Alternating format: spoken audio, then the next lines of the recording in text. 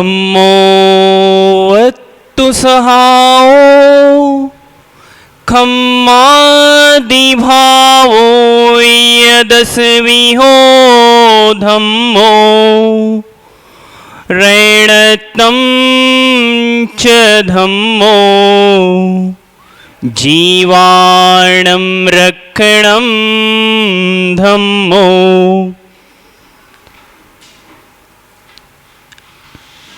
यदीयावा गंगा विविधनयकल्लोल विमला बृहज्जिज्ञानाम्भोभिर्जगति जन्तां या स्नपयति इदानीमापेक्ष्या बुद्धिजनमराले परिचिता महावीर स्वामी नयन पथिगामी भवतु मे। महावीर स्वामी नयन पथिगामी भवतु मे। जय बोलिए देवादिदेव 1008 भगवान श्री आदिनाथ स्वामी की जय। देवादिदेव 1008 मूल नायक भगवान श्री चंद्र प्रभु स्वामी की जय। देवादिदेव 1008 भगवान श्री नेमिनाथ स्वामी की जय। देवादिदेव 1008 भगवान श्री महावीर स्वामी की जय। 1008 भगवान श्री बाहुबली स्वामी की जय। परम पूजनीय आचार्य परमेष्टि श्री विशुद्ध सागर जी महामुनिराज की जय। परम पूजनीय श्रमण रत्न मुनि श्री सुप्रभ सागर जी महाराज की जय। परम पूजनीय श्रमण रत्न मुनि श्री प्रणत सागर जी महाराज की जय। पर्वादिराज पर्यूषण महापर्व की जय। पर्यूषण पर्व की पावन बेला में आज चौथे दिन हम चलते हैं परम पूज्य मुनिराज श्री के श्री चरणों के पास और हमारे दोनों हाथों को जोड़कर निवेदन करते हैं कि हमें अपनों से मिलकर तो बिछड़ने पर वापस मिल जाया करते हैं, हम अपनों से मिलकर बिछड़ते हैं और वापस भी मिल जाया करते हैं। कुछ ऐसा सम्यक मार्ग हमें बता दो कि यदि हम यहाँ से कर्मों से बिछड़ गए तो पुनः उनसे ना मिलना पड़े। तो चलते हैं आज हम करने हमारे जीवन को बनाने सम्यक आज की श्रृंखला को प्रारंभ करते हैं और परम पूज्य मुनि श्री प्रणत सागर जी महाराज से सिद्ध और शुद्ध भक्ति सहित निवेदन करेंगे मेरी ओर से व सभी शिविरार्थियों की ओर से कि पूज्य महाराज श्री हमें हमारी जीवन को सम्यक बनाने के लिए आप आज की श्रृंखला को प्रारंभ करें और हमें वहाँ ले चले जहाँ हमें कर्मों से मुक्ति मिलने कैसे मिले इसका उपाय बताएं और हमारा जीवन सम्यक बने। तो परम पूज्य महाराज श्री के चरणों में नमोस्तु नमोस्तु नमोस्तु निवेदन करके आज की श्रृंखला को गति प्रदान करें। नमोस्तु महाराज। नमो हरिहंताणं नमो सिद्धाणं नमो आयरिहाणं नमो आध्यायणं नमो लोये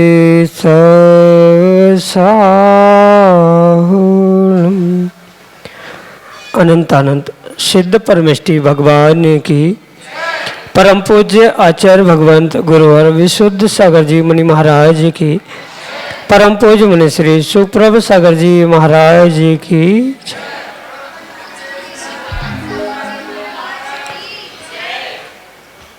समीचीन विकल्पों का सम्यक समाधान हम सभी प्रतिदिन प्राप्त कर रहे हैं परम पूज्य मुनि श्री सुप्रभ सागर जी महाराज के मुखारविंद से। सम्यक ज्ञान की वह ऐसी अनूठी विधा जो हमारे जीवन में निश्चित ही कल्याण के मार्ग की ओर ले जाने वाली है। हमें अपने जीवन को व्यवस्थित करना है, जीवन में सुख शांति की अनुभूति को प्राप्त करना है तो उसके लिए परम आवश्यक है मन की निर्विकल्पता। और मन की निर्विकल्पता सम्यक समाधान से ही प्राप्त होती है। ऐसा वह कार्यकारी उपाय समीचीन विकल्पों का सम्यक समाधान, जिसमें देश देशांतर से अनेक समीचीन विकल्प हमें यहाँ प्राप्त हो रहे हैं और परम पूज्य मुनिश्री उनका हम सबको सम्यक समाधान प्रदान कर रहे हैं। प्रारंभ करते हैं आज का सम्यक समाधान। और आज का पहला विकल्प आष्टा मध्य प्रदेश से डॉक्टर मगन जैन, डॉक्टर अंकित जैन पुरवाल परम पूज्य मुनिश्री के चरणों में सपरिवार त्रिकाल त्रिभक्ति पूर्वक कोटि कोटि नमोस्तु निवेदित करते हुए अपना समीचीन विकल्प रख रहे हैं कि महाराज जी केवली अरिहंत भगवान को शुद्ध आत्मा की अनुभूति हो सकती है क्या? हमारे समीचीन विकल्प का सम्यक समाधान करने की अनुकंपा करें। नमोस्तु महाराज जी, नमोस्तु। नमस्ते। परम पूज्य आचार्य भगवान गुरुवर विशुद्ध सागर जी महाराज की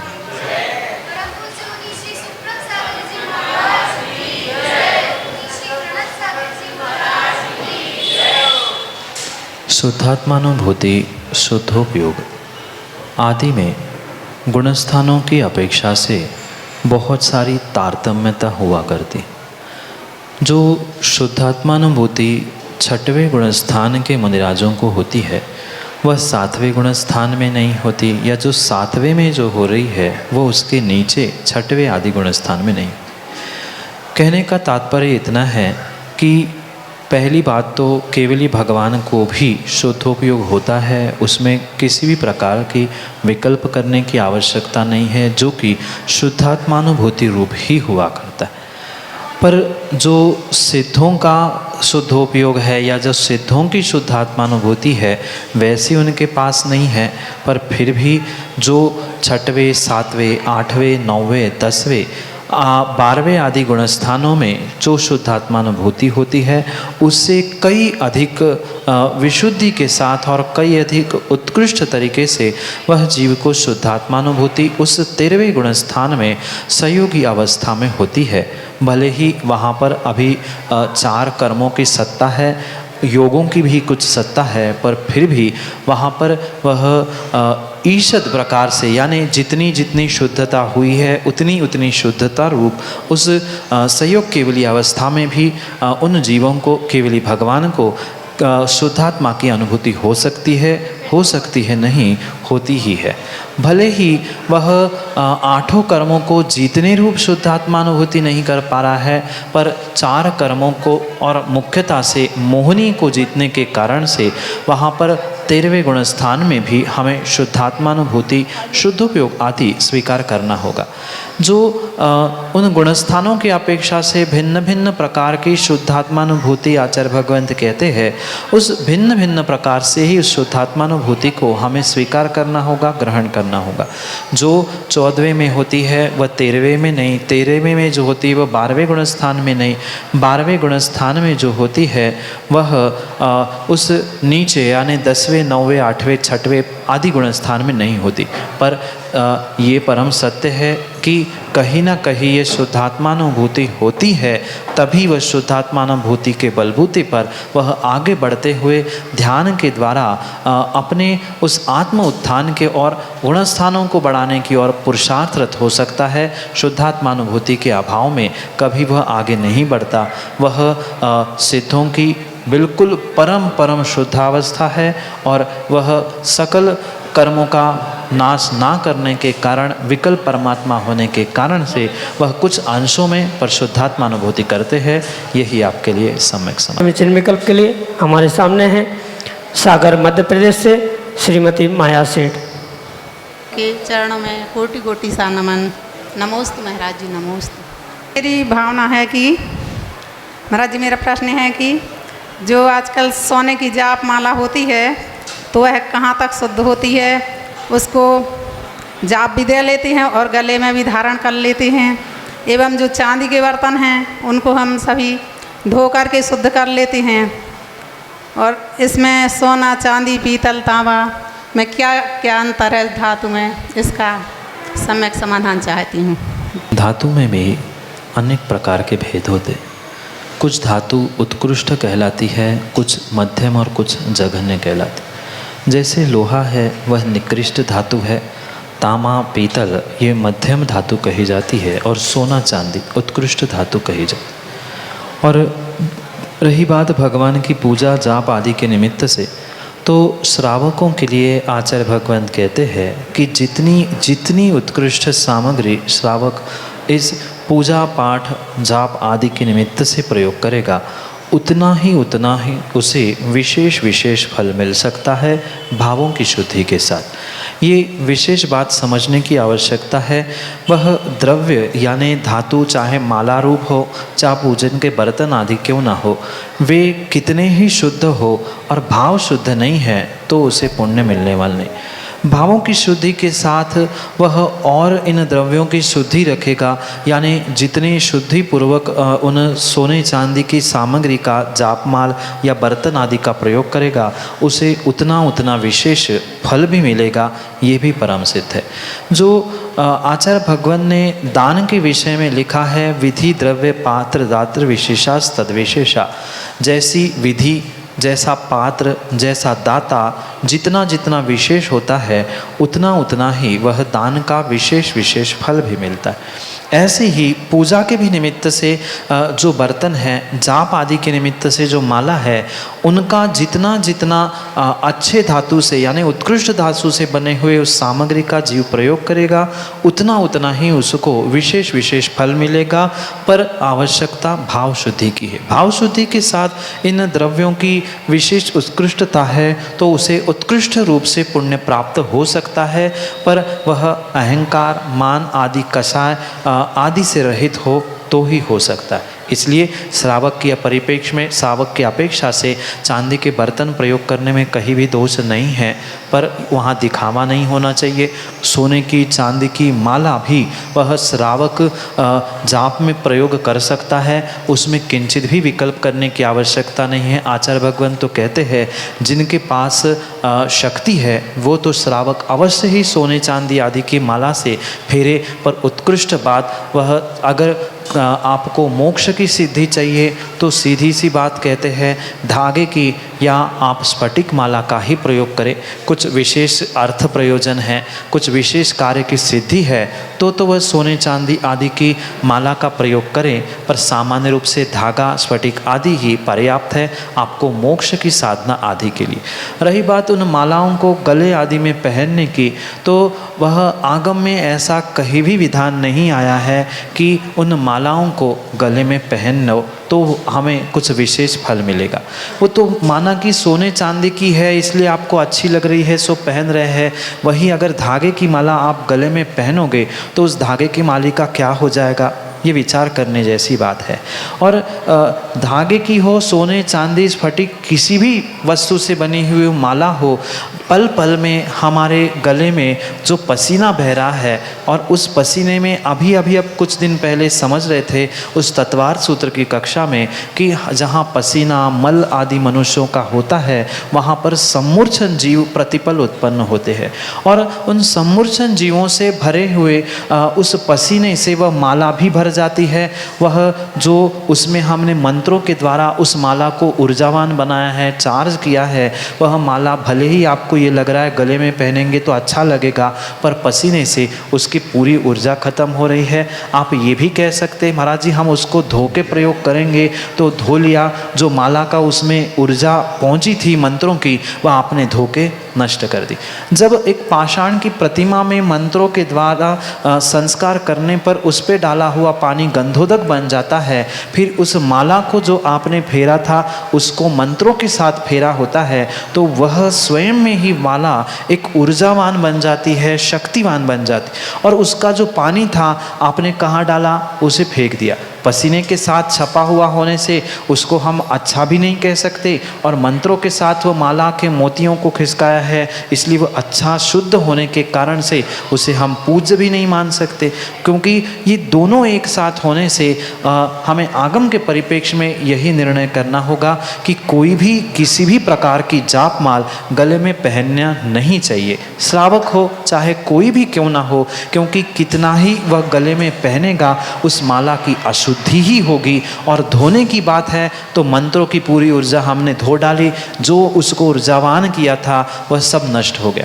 इसलिए गले में पहनकर सम्मूर्छन जीवों से भरे हुए उस माला से जाप करना किंचित भी आगम के अनुकूल क्रिया नहीं है। इसलिए सोने चांदी की माला से श्रावक फेर सकता है, सभी मालाओं से फेर सकता है, पर गले में पहनने की आज्ञा किसी भी आगम में किसी आचार्य भगवान ने नहीं दी है। वह दिखाने के लिए आपने अगर माला पहनी है, सोना पहना है कि वो सोने की है, संभालना है, रक्षा है आदि कुछ भी बहाने हैं, तो तुम्हारा वो परिग्रह कहलाएगा। वह पूजन की सामग्री या जाप की सामग्री नहीं कहलाएगी। परिग्रह है, ममत्व है, वहाँ नरक की स्थिति है। इसलिए उसे गले में पहनने का प्रयास ना करे। वह तो माला फेरे, डिब्बी में व्यवस्थित रखे। ऐसा ही नहीं कि कहीं भी टांग ली, कहीं भी फेंक दी, उसको व्यवस्थित डिब्बी में सुरक्षित करे। उन मंत्रों की ऊर्जा को उस मोतियों के साथ सुरक्षित करे।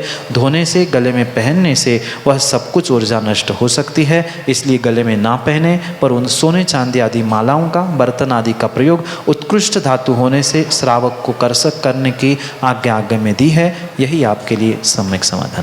अगले समीचीन विकल्प के लिए हमारे सामने है बासिम महाराष्ट्र से सौ विजया जैन अपने समीचीन विकल्प के साथ। नमोस्तु महाराज, नमोस्तु महाराज, नमोस्तु महाराज। मेरा प्रश्न है कि क्या कुलकर होते हैं, तो मैं पूछना चाहती हूँ कि आदिनाथ भगवान के पिता 14वें कुलकर थे, तो बाकी 23 भगवानों के पिता नहीं थे क्या? जो कुलकरों के लिए काल बताया है माँ, वह कुलकरों का काल भोग भूमि का काल यानी तीसरे आदि काल के निमित्त से कहा गया है। और जो तीर्थंकर होते हैं वे कर्म भूमि में ही तीर्थंकर होते हैं, भोग भूमि में तीर्थंकर नहीं होते। और इसी कारण से जो ये आदिनाथ भगवान के पिताजी जो 14वें कुलकर थे, वह उस काल के निमित्त से हमें समझना होगा जहाँ काल का परिवर्तन हो रहा था। भोग भूमि समाप्त होने वाली थी, कर्म भूमि प्रारंभ होने वाली थी, चौथा काल होने वाला था। और इसी कारण से ये परिवर्तन का काल होने से वह अंतिम कुलकर के ही पुत्र वह पहले तीर्थंकर बने थे। जब अंतिम कुलकर 14वें कुलकर वह पहले उनके पुत्र पहले तीर्थंकर बने, तो आगे के 23 तीर्थंकर की बात ही नहीं आती, क्योंकि 14 कुलकर पहले हो चुके होते हैं। उसके बाद उस धर्म तीर्थ को चलाने के लिए वे तीर्थंकर परंपरा उस काल से प्रारंभ होती है। जहाँ भोग भूमि की व्यवस्था होती है वहाँ पर उन कुलकर आदि की व्यवस्था होती है। कर्म भूमि में तीर्थंकर परंपरा होती है। वहाँ पर काल का संक्रमण था, संक्रांति थी, जहाँ भोग भूमि समाप्त होते हुए कुलकर परंपरा समाप्त हुए तीर्थंकर परंपरा प्रारंभ होने वाली थी। इस निमित्त से ही वे अंतिम कुलकर के पुत्र पहले आदिनाथ भगवान तीर्थंकर हुए थे। और जब 14 कुलकर पूर्ण हो ही गए थे, फिर 23 तीर्थंकरों के माता पिता कुलकर आदि का संबंध बन ही नहीं सकता। मात्र इसी काल में ही नहीं, अपितु प्रत्येक काल में ये निर्णय हमें करना होगा कि पहले भोग भूमि की जहाँ काल की गणना होती है वहाँ उन कुलकरों की उत्पत्ति आदि होती है, और तीर्थंकर उनके बाद के यानी कर्म भूमि के काल के हुआ करते हैं। इस निमित्त से इस बात को हम अवश्य ही समझे। जो आदिनाथ भगवान के पिताजी थे वह कुलकर अंतिम थे, और उसके बाद 23 तीर्थंकर हुए थे। इसलिए बाकी 23 तीर्थंकर के पिता कुलकर होना ऐसा कोई नियामक नहीं होता है। वे तो उस शलाका महापुरुषों में से महापुरुषों के में उनकी तो गणना आ सकती है, पर वे ज़रूरी नहीं है कि कुलकर हो। कुलकर होने से ही तीर्थंकर के पिता होते हैं या तीर्थंकर के पिता कुलकर ही हुआ करते हैं, ऐसा कोई नियम नहीं है। अगर ऐसा मानेंगे तो फिर कुलकर तो 14 ही होते हैं, तीर्थंकर 24 होते हैं, फिर बेचारे 10 तीर्थंकर कहाँ जाएंगे? वे बिना कुलकर के पिता के कैसे जन्म ले सकते हैं? इसलिए ये नियामक नहीं है कि कुलकर ही तीर्थंकर के पिता हो। इसलिए ये आगे के 23 तीर्थंकरों का कुलकर पिता रूप कोई संबंध नहीं है। यही आपके लिए सम्यक समाधान। नयन जैन हरजी सिद्ध क्षेत्र से अगले समीचीन विकल्प के लिए हमारे सामने। मेरा दोनों मुनि राजा के चरणों में बारंबार नमोस्तु। मेरा यह विकल्प है कि पंचम काल में 500 वर्ष में कल्कि और 1000 वर्ष में उपकल्कि राजा होते हैं।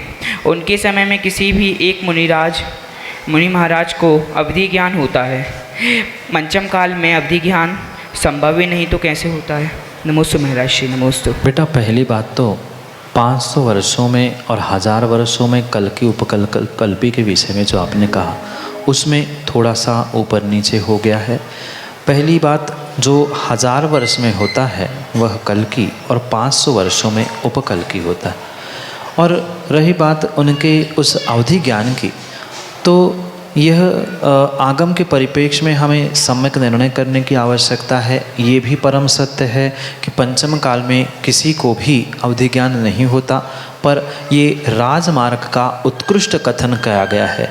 पर साथ साथ में उसी सिद्धांत को अपवाद करते हुए ये दूसरी बात तुरंत आचार्य भगवंत कहते हैं कि ऐसे तो किसी को भी पंचम काल में अवधि ज्ञान नहीं होता, पर फिर भी 1000 वर्ष में एक और 500 वर्ष में एक, जहाँ कल्कि उपकल्पी राजा उत्पन्न होता है, उस समय में एक एक मुनिराज को अवधि ज्ञान होता है। ये उस सिद्धांत का अपवाद मार्ग रूप ही कथन किया गया है। सामान्य रूप से अवधि ज्ञान नहीं होता, पर विशेष रूप से कल्कि उपकल्कि के काल में एक एक मुनिराज को अवधि ज्ञान भी होता है। ये भी आगम प्रमाण है। ये दोनों आगम प्रमाण हैं और दोनों आगम प्रमाण को हमें इसी प्रकार से समझना होगा।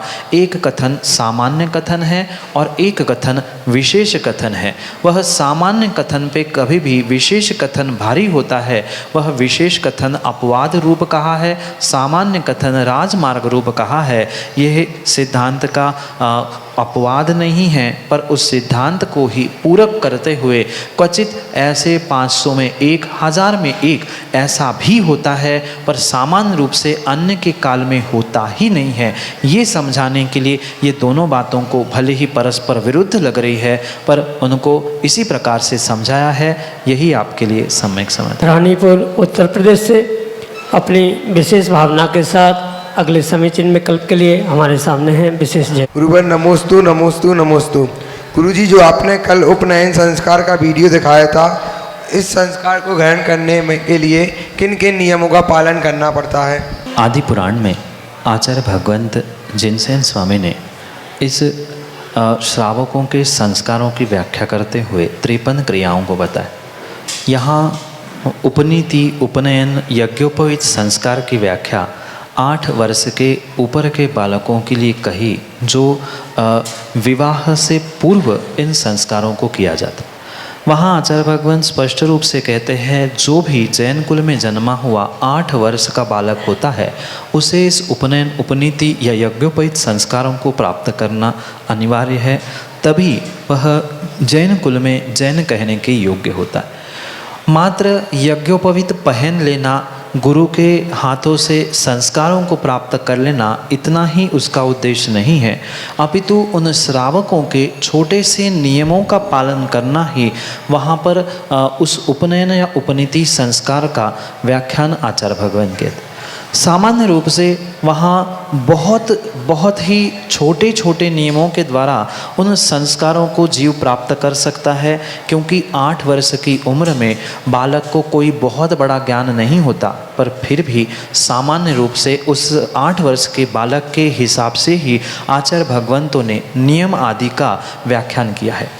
जो उस संस्कारों को प्राप्त करके श्रावक बनने जा रहा है, उस सद श्रावक के लिए आचार्य भगवंत कहते हैं कम से कम उसका 7 व्यसन का त्याग होना चाहिए। जो 7 प्रकार के व्यसन कहे हैं, उन 7 प्रकार के व्यसन, शिकार आदि आदि, उन 7 व्यसनों का त्याग, ये पहला नियम है। दूसरा नियम कहता है कि जो 8 मूल गुण हैं, सामान्य रूप से जो जघन्य रूप से श्रावकों के 8 मूल गुण कहे, जो कि कुछ दिन पहले आपने रत्नमाला ग्रंथ के निमित्त से समझे थे, 5 उदंबर फलों का त्याग और 3 मकार का त्याग। मध्य, मास, मधु ये 3 मकार कहलाते हैं और बड़, पीपल आदि ये 5 उदंबर फल कहलाते हैं। तो इन 5 उदंबर फल और 3 मकार का जो त्याग करता है उसको 8 मूल गुण श्रावकों के निमित्त से जघन्य प्रकार से कहे जाते।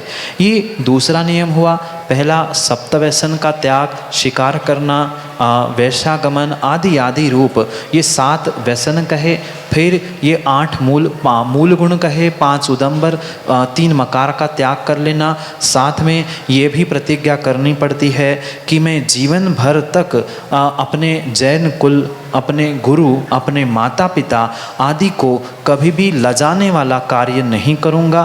साथ साथ जीवन भर में मैं ऐसा संकल्प करता हूँ, कोई ऐसी हिंसक आजीविका जहाँ मांस, शराब आदि बेचना, कत्ल खाने आदि खोलना, ऐसा कोई हिंसक व्यापार मैं नहीं करूँगा। साथ साथ जीवन भर मैं सच्चे देवशास्त्र गुरु का भक्त बन के रहूँगा और धर्म आयतन और स्वयं के माता पिता, देश, राष्ट्र इन सबकी सुरक्षा की जिम्मेदारी मैं लेता हूँ। इस प्रकार के बहुत ही सामान्य नियमों के द्वारा आप उस उपनयन संस्कारों को प्राप्त कर सकते हो। सप्तव्यसन 8 मूल गुण का धारण करना, सप्तव्यसन का त्याग कर लेना, माता पिता, देवशास्त्र गुरु, धर्मात्मा आदि की रक्षा का बीड़ा उठा लेना, उनके विरुद्ध यानी कुल के विरुद्ध, धर्म के विरुद्ध कोई भी कार्य नहीं करेंगे और जब तक विवाह संपन्न नहीं हो रहा है तब तक परिपूर्ण रूप से संयम से यानी किसी भी प्रकार से बाह्य रूप से कुशील का सेवन नहीं करेंगे, जो कि सप्तव्यसन में ही स्पष्ट रूप से आता है। परस्त्री गमन, वैश्यागमन आदि कोई भी शरीर से कार्य नहीं करेंगे। इन छोटे से नियमों से ही आप उपनयन संस्कारों को प्राप्त कर सकते हो। इसमें कोई कठिनाई नहीं है। ये तो बहुत ही आसानी से आप उसे धारण करके अपने जीवन को संस्कारित कर सकते हो। यही आपके लिए सम्यक समाधान। अगले समीचीन विकल्प के लिए हमारे सामने है सागर मध्य प्रदेश से अनन्य गुरु भक्त प्रमोद जैन बारदाना अपने समीचीन विकल्प के साथ। यह श्रोमणी आचार्य विशुद्ध सागर जी महाराज की जय। परम पूज्य मुनि श्री सुप्रभ सागर जी महाराज, परम पूज्य मुनि श्री प्रणत सागर जी महाराज की जय। महाराज जी, अभी उपनयन संस्कार के बारे में प्रश्न चल रहा था और कल इधर LED पर भी हमने संस्कार देखा, मन प्रसन्न हो गया संस्कार देखकर। तो महाराज जी, मेरी ये जिज्ञासा है कि पहला उपनयन संस्कार तो वासिम महाराष्ट्र में हुआ था और दूसरा मड़ावरा उत्तर प्रदेश में हुआ था। तो हम सभी मध्य प्रदेश के श्रावक चाहते महाराज जी कि अब तीसरा उपनयन संस्कार कहाँ होगा और कब होगा। और महाराज जी, एक बात और कि इसकी उम्र, उपनयन संस्कार करने की उम्र 8 वर्ष से लेकर कितने वर्ष तक हो सकती है? कृपया इसका समाधान करने की कृपा करें। नमोस्तु महाराज जी, नमोस्तु। प्रमोद भाई, पहला उपनयन संस्कार वह दक्षिण की काशी कारंजा नगर में हुआ था, दूसरा वाशिम नगर में हुआ था और तीसरा उत्तर प्रदेश की वह पावन भूमि मड़ावरा में हुआ था। और जो चौथे उपनयन संस्कार के बारे में आप पूछ रहे हो, चौथे उस कार्यक्रम के बारे में अगर आप पूछ रहे हो, तो मैं तो यही कहूँगा, आप जैसे श्रावक श्रेष्ठी चाहे तो आपके सागर में ही, मध्य प्रदेश में ही हम गुरु की आज्ञा से योग्य मुहूर्त देखकर, योग्य समय देखकर, सबकी अनुकूलता को देखकर हम शीघ्र से शीघ्र इस सागर नगर में भी आपकी भावना हो और युवाओं की भावना हो तो अवश्य ही उसे संपन्न कर सकते हैं। उसमें कोई भी विकल्प नहीं है। रही बात उम्र की, 8 वर्ष से लेकर जिनका विवाह संपन्न नहीं हुआ है, ऐसे कुंवारे सभी व्यक्तियों को इन संस्कारों को प्राप्त करने की पूर्ण संभावना है। पर वह सातिशय पुण्यात्मा ही जीव उन संस्कारों को गुरु के हाथ से से प्राप्त कर सकता है। इसलिए आप सभी लोग भावना बनाएं और आप जैसे श्रावक श्रेष्ठ ही मिलकर अगर निर्णय करें और निवेदन करें तो गुरु की आज्ञा से हम शीघ्र ही उस संस्कार को मध्य प्रदेश की इस पावन बुंदेलखंड की भूमि सागर में ही संपन्न कर सकते हैं। इसलिए आप भाव बनाओ और सभी युवा मिलकर भाव बनाएंगे तो वह विवाह के पूर्व तक के, यानी जिनका विवाह नहीं हुआ है, ऐसी उम्र की कोई सीमा नहीं है, विवाह से पहले तक यानी 8 वर्ष से लेकर जो आगे जिनका विवाह संपन्न नहीं हुआ है, ऐसे बालक और बालिका इन संस्कारों को प्राप्त कर सकते। अंतर इतना है कि बालिका मात्र कंकण बंधन करते हुए, संकल्प लेते हुए, इन नियमों का पालन करते हुए, गुरु के द्वारा उन आशीष को प्राप्त करते हुए संस्कार धारण कर सकते हैं। बालक स्वयं हाथों से संस्कार ग्रहण करेंगे गुरु के करपल से, और बालिकाएं मात्र नियम लेके इस संस्कारों को धारण कर सकती है। यही आपके लिए सम्यक समझ। हम सभी यहाँ पर बैठकर परम पूज्य मुनिराज श्री के सानिध्य में लाभान्वित हो रहे थे और हमारी जीवन को बना रहे थे सम्यक। जी हाँ, कल पुनः हम मिलेंगे सम्यक समाधान के सफ़र में, मतलब the path of right solution. कल हम फिर से मिलने वाले हैं ठीक इसी स्थान पर। आप सभी ज़रूर आए, और यदि आप नहीं आ रहे हैं तो टीवी स्क्रीन पर प्रतिदिन 4 बजे पारस चैनल पर आप जरूर इस कार्यक्रम का लाभ लें और अपने जीवन को बनाएं सम्यक। यदि अभी भी आपके पास कोई विकल्प है तो वह विकल्प आप यहाँ तक भेज सकते हैं। भेजने के लिए आपको आपके चलायन यंत्र यानी मोबाइल फ़ोन के द्वारा यहाँ पर टेक्स्ट मैसेज या फिर संदेश द्वारा ऑडियो मैसेज या फिर अपनी आवाज़ में रिकॉर्ड करके यहाँ तक आप प्रेषित करें और परम पूज्य मुनिराज श्री के मुखारविंद से उन विकल्पों को सम्यक रूप दें।